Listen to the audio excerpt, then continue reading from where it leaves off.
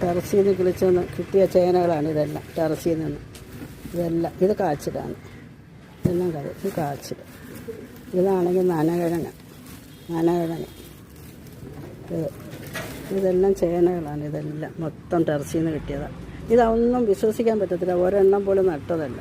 ഈ ചേനയുടെ ഇങ്ങനത്തെ നമ്മൾ കറിക്കരിയുമ്പോൾ ചേനയിലത്തെ ഇങ്ങനത്തെ വിത്തുകളൊക്കെ നമ്മൾ മുറിച്ച് കളയുമ്പോൾ അത് നമ്മൾ കൊണ്ട് ഓരോ ചെടിയിലും വളത്തിന് വേണ്ടിയിട്ട് കുഴിച്ചിട്ട് അതിൽ നിന്ന് കിളിച്ച് വന്നിട്ട് കിട്ടിയതാണ്.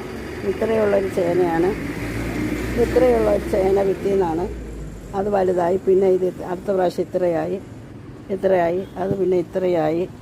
പിന്നെ അതിൽ നിന്നത് ഇത്രയും വലിയ ചേനയായിട്ട് നമുക്ക് കിട്ടിയിരുന്നാൽ മതി. ഒരു പാടുമില്ലാതെ നല്ല ചേനകൾ നമുക്ക് കിട്ടും. ഒരു ബുദ്ധിമുട്ടും ഇല്ലാതെ. ചേനക്കറി എളുപ്പമാണ്. ഉണ്ടോ? ഇത്രയും ഉള്ള ഒരു ചേന എങ്ങാണ്ട് ഈ കറ്റാർവാഴയിലെ ചെടിച്ചട്ടി വീണിട്ട് കിളിച്ച് നിൽക്കണം. ഇതേണ്ട, ഇങ്ങനെയാണ് ചേന കിളിച്ച് നിൽക്കും. ഇത്രയും തന്നെത്താനെ കിളിച്ച് നിൽക്കുന്നത്. എങ്ങനെ വീണത് കറ്റാർവാഴയുടെ